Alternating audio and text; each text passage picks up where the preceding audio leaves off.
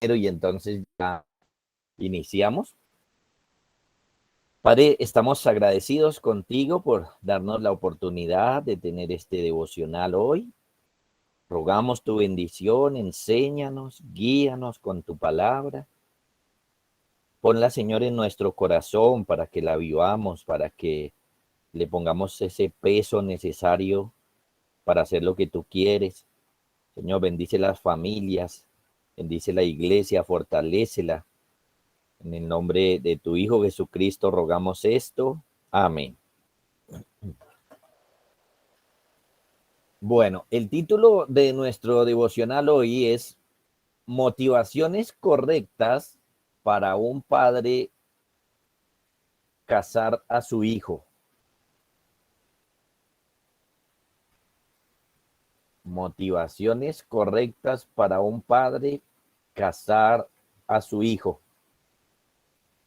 Como lo notan, entonces vamos a hablar un poquito del matrimonio, que es el tema que encontramos en el capítulo 24 de Génesis. Vamos a hacer nuestro devocional del verso 1 únicamente, pero leamos por lo menos hasta el 9 para darnos una idea de lo que hay aquí y entonces ahí sí entrar a analizar bien el verso 1. Entonces, Génesis 24, 1 al 9 dice: Era Abraham ya viejo y bien avanzado en años, y Jehová había bendecido a Abraham en todo. Y dijo Abraham a un criado suyo, el más viejo de su casa, que era el que gobernaba en todo lo que tenía: Pon ahora tu mano debajo de mi muslo, y te juramentaré por Jehová, Dios de los cielos y Dios de la tierra, que no tomarás para mi hijo mujer de las hijas de los cananeos, entre los cuales yo habito, sino que irás a mi tierra y a mi parentela, y tomarás mujer para mi hijo Isaac. El criado le respondió: Quizás la mujer no querrá venir en pos de mí a esta tierra. ¿Volveré pues tu hijo a la tierra de donde saliste? Y Abraham le dijo: Guárdate que no vuelvas a mi hijo allá. Jehová Dios de los cielos, que me tomó de la casa de mi padre y de la tierra de mi parentela, y me habló y me juró diciendo: A tu descendencia daré esta tierra. Él enviará su ángel delante de ti, y tú traerás de allá mujer para mi hijo. Y si la mujer no quisiere venir en pos de ti, serás libre de este mi juramento, solamente que no vuelvas allá a mi hijo. Entonces el criado puso su mano debajo del muslo de Abraham su señor, y le juró sobre este negocio. Bueno, con esta lectura, entonces nos damos la idea de que se trata del asunto relacionado con el matrimonio de Isaac. Así que, bueno, vamos a mirar allí y nos vamos a concentrar, como les dije, en el verso 1 para analizar entonces lo que hay aquí. Ahora bien, ¿qué tenemos en estos versos? Lo primero que notamos es el cuidado de Abraham por su hijo en asuntos de matrimonio. El cuidado de Abraham, el cuidado que le está brindando, ofreciendo, dando a Isaac. En este capítulo pasamos del contexto de la muerte de Sara ahora al matrimonio de Isaac. Estos capítulos unidos son una muestra de cómo es la vida. De cómo es la vida. Miren, la vida de Sara llegó a su fin, lo cual trajo profunda tristeza a su familia, pero miren que al mismo tiempo la vida sigue para aquel que queda. Y el punto principal aquí es que debe vivirse piadosamente en los términos de Dios. Sí, la muerte vendrá y se llevará a un ser querido, nosotros mismos, llegará el día donde no estemos más, pero normalmente seguirá, estará, nuestros familiares, estará otro, seguirá. Y el punto entonces es que el que queda vivo debe seguir viviendo, sí, en los términos de Dios, debe vivir para la gloria de Dios. Entonces, por eso en este capítulo se enlazan los dos relatos. La muerte de Sara del capítulo 23 y el matrimonio de Isaac del capítulo 24 se unen, se enlazan. Por ejemplo, podemos ver el verso 67. Podemos buscar ahí el verso 67, ¿cómo lo dice? Leemos esto. Y la trajo Isaac a la tienda de su madre Sara, y tomó a Rebeca por mujer y la amó, y se consoló Isaac después de la muerte de su madre. Noten lo que tenemos ahí: muerte y matrimonio, tristeza y alegría como cosas que son parte de nuestras vidas. Entonces, bueno, partiendo del contexto de la muerte de Sara, el pasaje empieza a decirnos cuáles fueron las cosas que motivaron a Abraham para buscarle esposa a su hijo. Dos cosas nos muestra el pasaje, dos motivaciones para buscarle esposa a Isaac. La primera la encontramos, por supuesto, en el verso 1, el cual dice que era Abraham ya viejo y bien avanzado en años. Entonces, piensen en esto. Su esposa acaba de morir y él pensó en eso. Es muy importante siempre cuando alguien muere pensar en eso. Y entonces Abraham reconoció que él también estaba viejo ya. Él también tenía muchos años encima. ¿Cuándo moriría Abraham? Bueno, a la luz de la muerte de Sara, uno podría decir que muy pronto, porque Sara tenía ya muchos años y murió, y Abraham también tiene muchos años. Entonces, digamos que la lógica hace pensar que la muerte de Abraham estaba cerca también, que Abraham ya era un hombre con muchos años encima, tenía aproximadamente 140 años. 140 años, imagínense. Hagamos cuentas, ¿sí? Para analizar esto. Miren, cuando Abraham tuvo a Isaac, tenía 100 años. Cuando nació Isaac, tenía 100 años. Eso está en el capítulo 21, verso 5. Sencillamente dice, y era Abraham de 100 años cuando nació Isaac, su hijo. Ahora, cuando se casa Isaac, Isaac tiene 40. Eso lo encontramos en el capítulo 25, verso 20. Dice, y era Isaac de 40 años cuando tomó por mujer a Rebeca y a Aram. Aram es 40 años de edad. Por supuesto, entonces viene la pregunta, ¿moriría pronto Abraham? Puede ser que sí, puede ser que no. La muerte nuestra está en las manos del Señor, pero la muerte de Sara le hizo pensar en cosas como que Abraham está viejo, como que Abraham también puede partir de este mundo pronto. Este relato es muy importante, porque si bien Abraham va a vivir muchos años más, Abraham va a vivir 175 años, imagínense, o sea que todavía le faltan varias décadas. En realidad, desde ahora, la historia bíblica va a empezar a pasar de Abraham a Isaac. La historia bíblica se va a concentrar ahora en Isaac. Entonces, Abraham pensó en esto en esto de la muerte, en esto de sus años.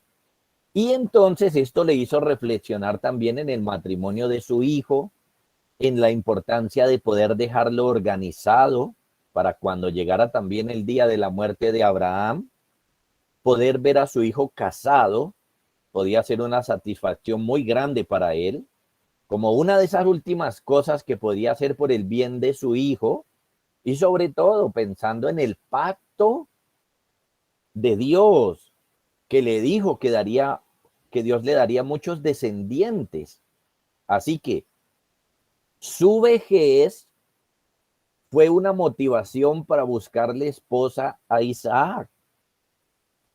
Su vejez, pensando en el pacto de Dios, pensando en las promesas de Dios.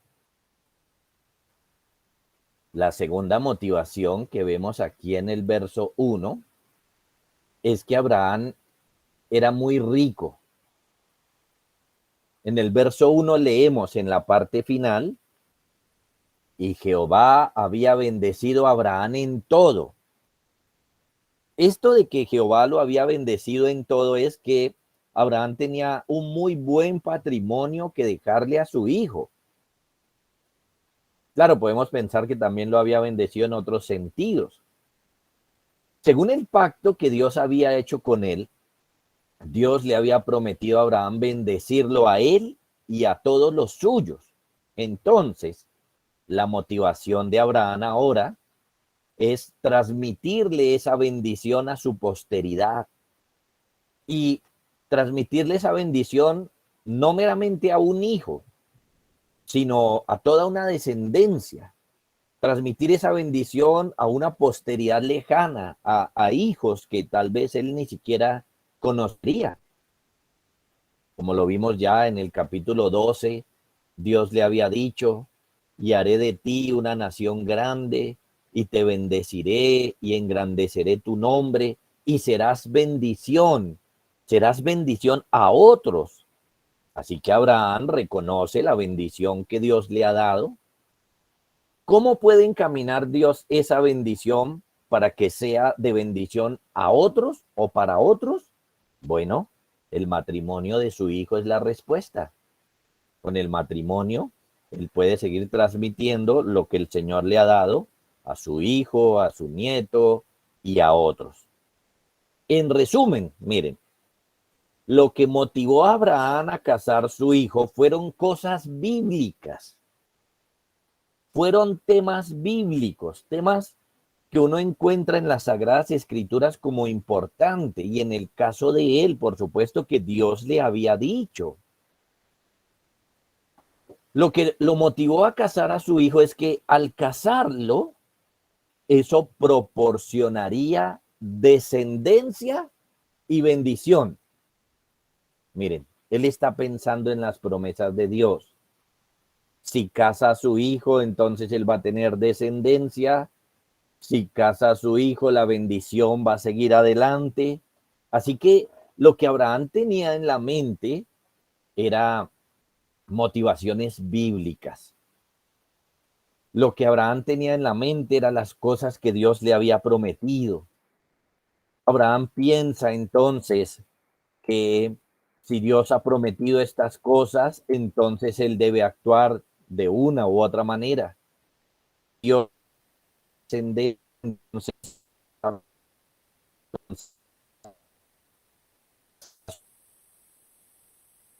le ha prometido bendición, entonces él debe hacer que esa bendición llegue a más personas. Ahora bien, ¿qué tiene que ver esto con el Señor Jesús? Bueno, que el Señor Jesús lleva adelante sus planes a través de nuestros actos. Él puede hacer uso de nosotros o no, pero normalmente vemos que hace uso de nosotros. Eso se llama la providencia divina. Dios gobierna, Jesús gobierna y está llevando la historia según su voluntad, haciendo uso de los hombres, de los actos de los hombres. Entonces, nada se sale de las manos de Jesús Él es el Señor de la historia también, no solo el Señor de los hombres, como que estos obedecen sus planes, sino Señor de la historia, como que todo lo que pasa Él lo dirige según su sabiduría, santidad, generosidad. Entonces, maravilloso. El Nuevo Testamento nos habla mucho de que Él es el Señor de la historia. Por ejemplo, expresiones como yo soy el alfa y la omega.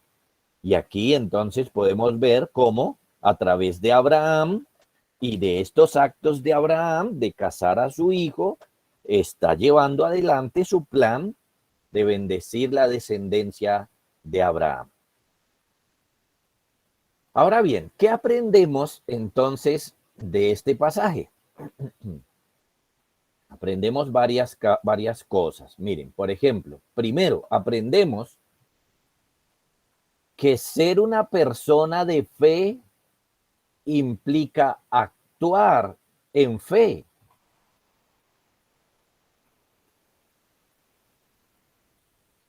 Ser una persona de fe implica actuar en fe. ¿Cómo así? Miren, tener fe no es solo confiar en Dios. Esa es una parte, sí. Pero no es solo confiar en Dios, sino que también es actuar como Él dice.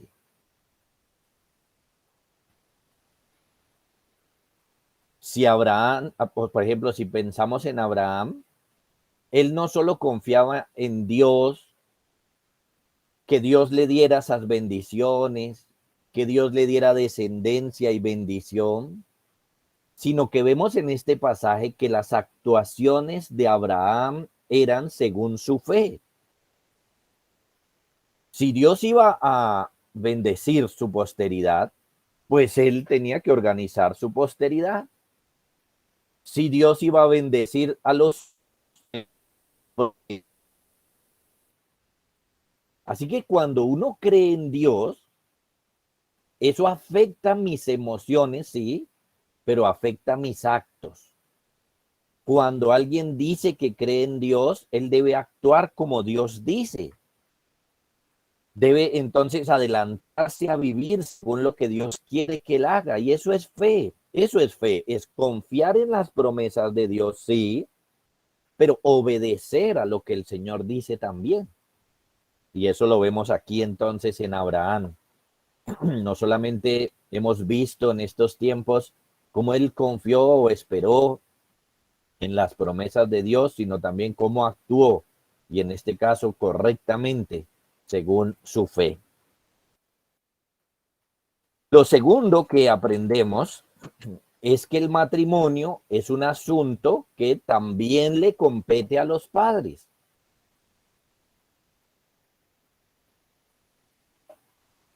El matrimonio es un asunto que también le compete a los padres. Miren, en la historia de los matrimonios normalmente se han visto dos errores claves que debemos aprender para no cometer. Por un lado, uno de los errores que se veían antes era que los padres no tenían en cuenta a sus propios hijos para el matrimonio de ellos.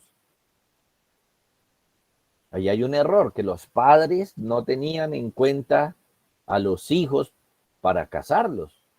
Es decir, muchos hijos fueron casados, digámoslo así, como obligados, contra su voluntad.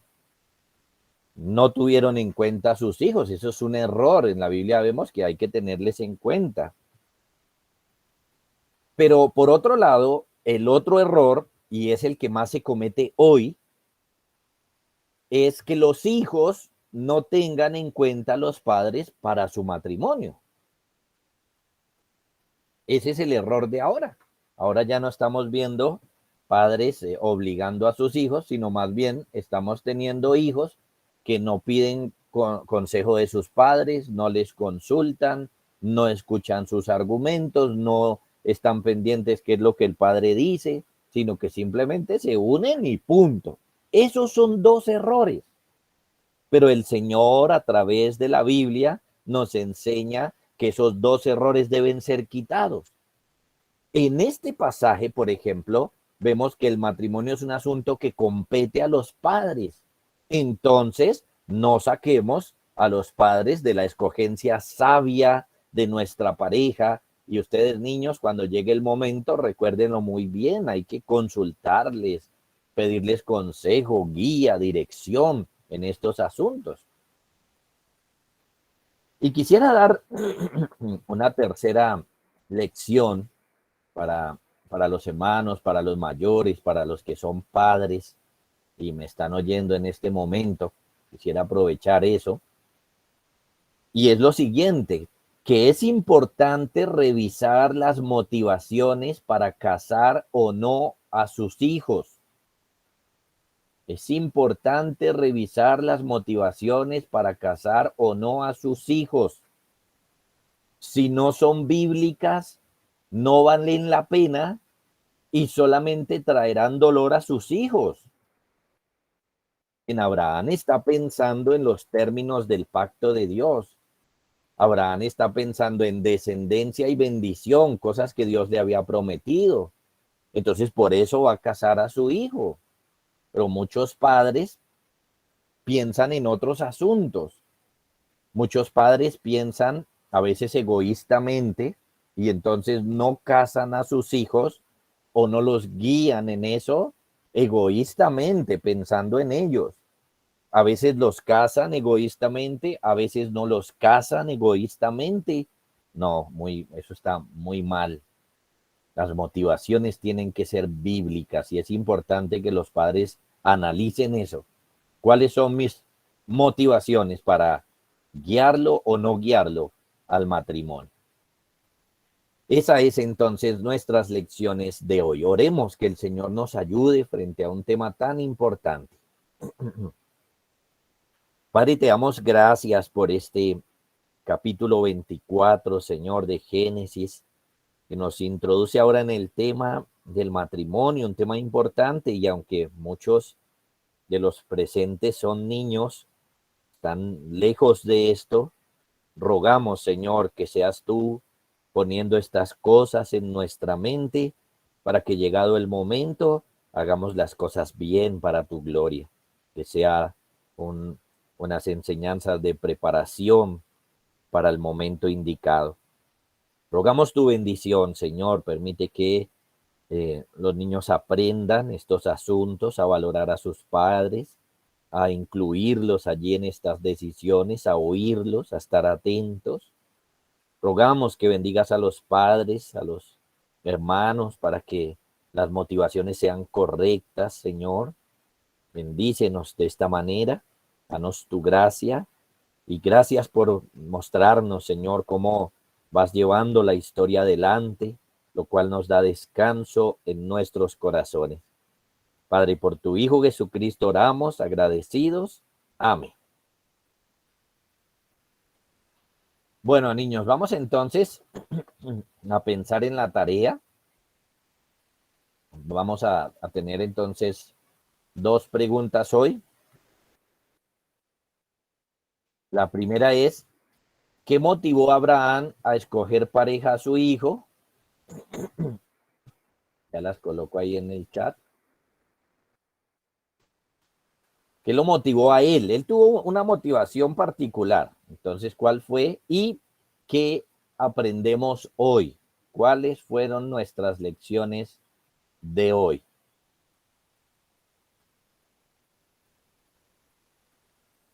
Por otro lado, a manera de anuncio, presten atención. Este es nuestro último devocional de este año. Entonces, vamos a estar atentos en enero para volver. Estaré avisándoles cuándo, pero entonces, por ahora no nos vamos a estar conectando para lo que sigue. Entonces, niños, espero la tarea ahora.